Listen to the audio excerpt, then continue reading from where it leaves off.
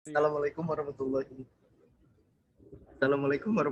wabarakatuh. Salam Om Swastiastu, Namo Buddhaya, salam kebajikan bagi kita semua. Perkenalkan, nama saya Muhammad Mukimuddin dan beberapa rekan saya. Yang pertama yaitu ada Fili Deborah, yang kedua ada Kelvin, yang ketiga ada Yolanda Marcella. Kali ini kami akan mempresentasikan tentang perbandingan hukum Indonesia dan Belanda tentang prostitusi online. Next slide.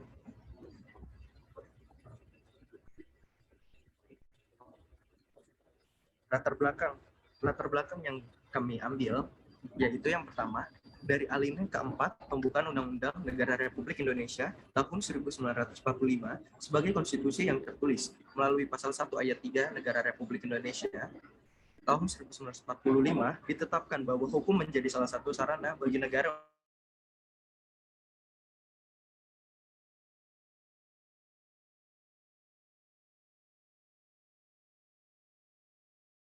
untuk dapat mencapai tujuan nasional, gagasan negara hukum dan berkeadilan, dikembangkan dengan menata suprasubstansial yang teratur sistem hukum dibangun sebagai kedudukan yang paling tinggi. Yang paling tinggi, perbuatan melawan hukum di Indonesia diatur dalam pasal 1365 KUH Perdata. Hal ini kita dapat melihat konsep PMH dengan perbandingan negara lain. Dalam penulisan ini akan mencoba perbandingan perbuatan melawan hukum yang terdapat dalam hukum positif Indonesia dan negara Belanda, khususnya dalam pelaksanaan prostitusi online, perspektif negligensi dalam kasus kecelakaan lain.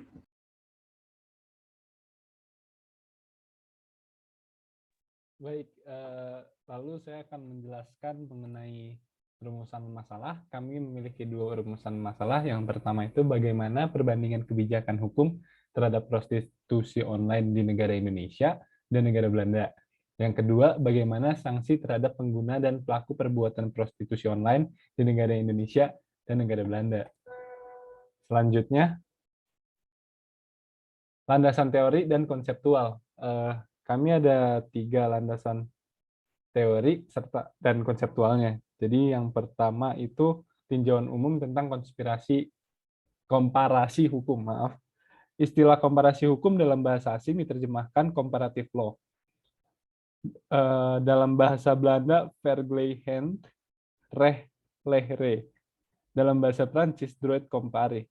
Istilah ini dalam pendidikan tinggi hukum di Amerika Serikat sering diterjemahkan lain, yaitu sebagai konflik law atau dialih bahasakan menjadi hukum perselisihan, yang artinya menjadi lain bagi pendidikan hukum di Indonesia.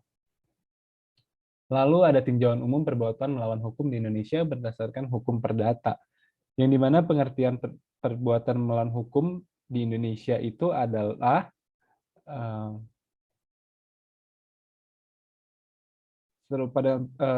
disebut sebagai ore matie dat dalam sistem hukum Belanda atau di negara-negara Eropa kontinental lainnya.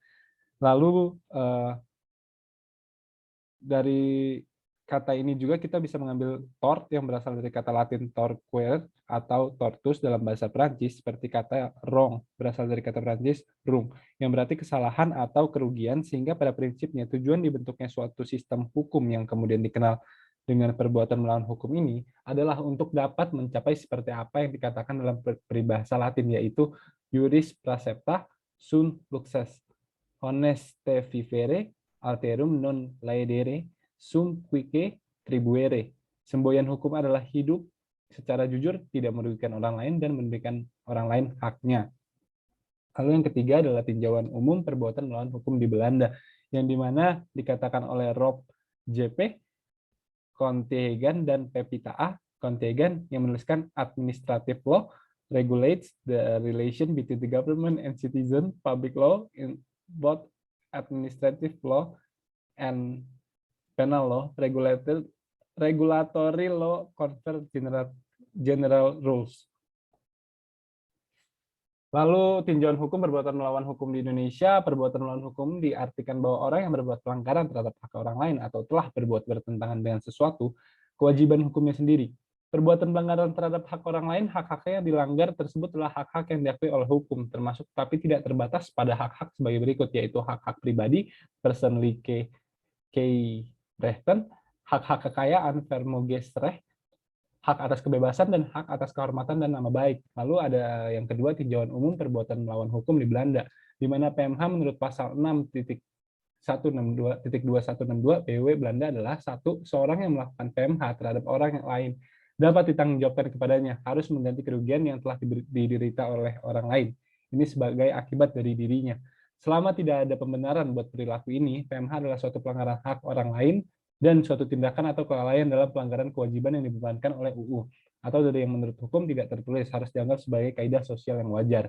Lalu yang ketiga adalah PMH dapat ditanggungjawabkan kepada penanggung jawabnya apabila ia berasal dari kesalahannya atau dari suatu sebab buat mana dia bertanggung jawab menurut hukum atau prinsip-prinsip yang diterima secara umum. Lalu ada analisis dan serta pembahasan, yang dimana perbandingan kebijakan hukum terhadap prostitusi online di negara Indonesia dan negara Belanda berdasarkan Undang-Undang Nomor 21 Tahun 2007 tentang pemberantasan tindak pidana perdagangan orang menjelaskan bahwa korban adalah seseorang yang mengalami penderitaan psikis, mental, fisik, seksual, ekonomi, dan atau sosial yang diakibatkan tindak pidana perdagangan orang. Lalu slide selanjutnya. Ya, selanjutnya ada kebijakan hukum tentang prostitusi online. Perbandingan kebijakan hukum di negara Indonesia dan negara Belanda. Di dalam Undang-Undang Nomor 21 Tahun 2007 tentang pemberantasan tindak pidana perdagangan orang menjelaskan bahwa korban adalah seorang yang mengalami penderitaan psikis, mental, fisik, seksual, ekonomi, dan atau sosial yang dilakukan tindak pidana perdagangan orang. Untuk mendalami bentuk perlindungan terhadap korban kejahatan perdagangan orang, maka terdapat beberapa bentuk dalam model perlindungan yang dapat diberikan kepada korban.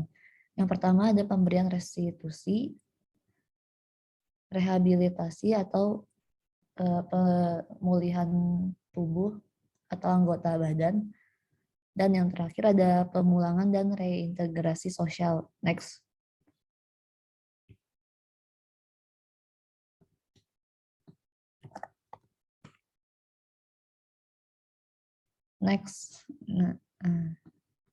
Selanjutnya, sedangkan dalam pengaturan hukum prostitusi di Belanda, meskipun terdapat perubahan hukum yang membuat prostitusi legal di tingkat nasional, banyak dewan kota yang bertindak dengan cara mengarah ke arah yang berlawanan menjadikan prostitusi menjadi ilegal.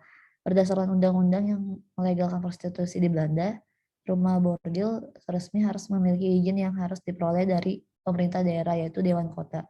Pada tahun 2003 disahkan yang dikenal sebagai BIBOP. Pejabat lokal berwenang untuk menahan atau mencabut lisensi atau subsidi pemerintah untuk bisnis yang berisiko tinggi seperti hotel, bar, dan yang lain-lainnya jika pemiliknya melakukan tindakan pidana dan tidak dapat membuktikan pendapatannya, maka sah.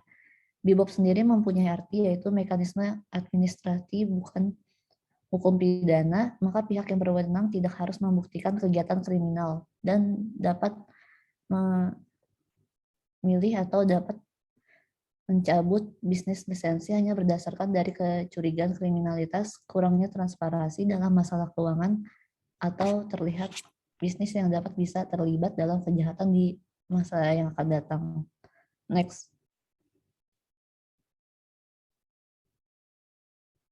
Lanjutannya, di Belanda, pelacuran legal terjadi di klub seks dan di distrik lampu merah, dan banyak tempat lainnya. Hal ini terdapat dalam pasal 253F, sebelumnya diatur dalam pasal 250A.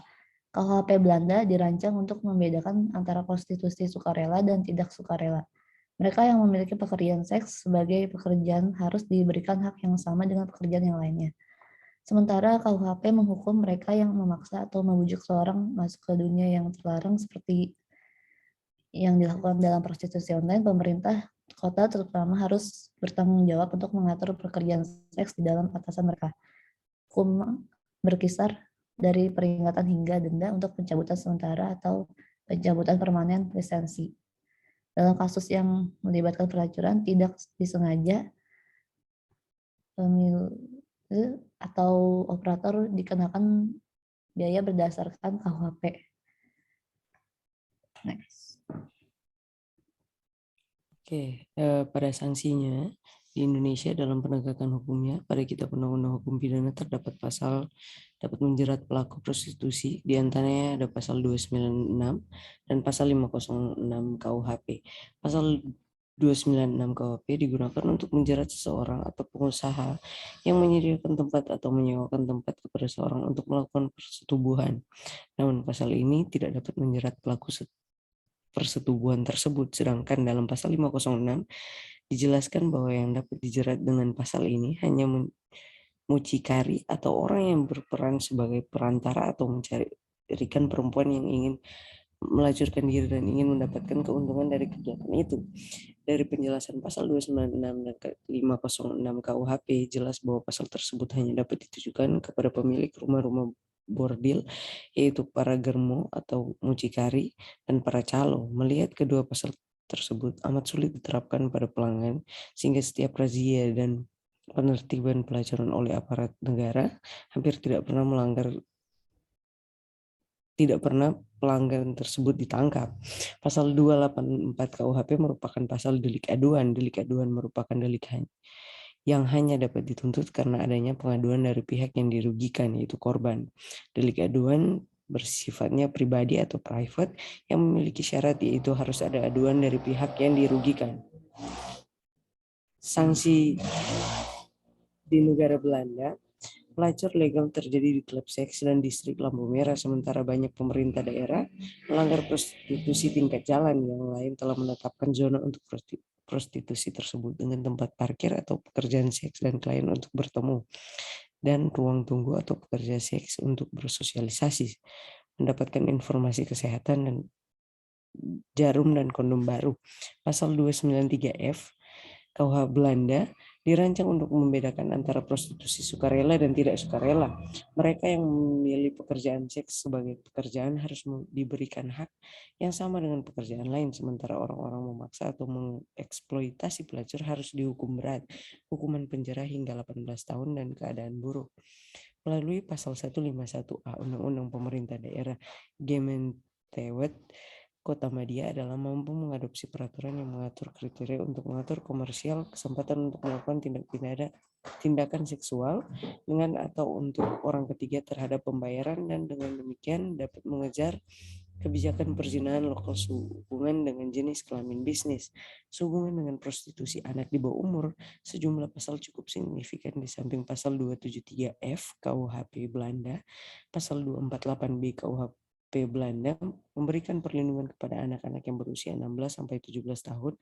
Pasal ini menetapkan bahwa barang siapa yang melakukan tindak pidana seksual dengan seorang yang membuat dirinya siap untuk melakukan tindakan seksual dengan pihak ketiga terhadap pembayaran yang telah mencapai usia 16 tetapi belum berusia 18 tahun dapat dihukum.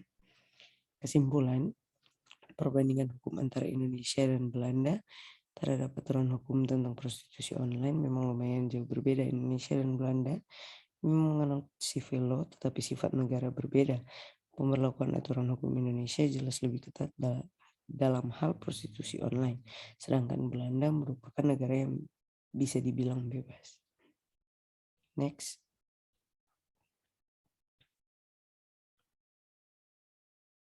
Terima kasih. Sekian dari kelompok kami.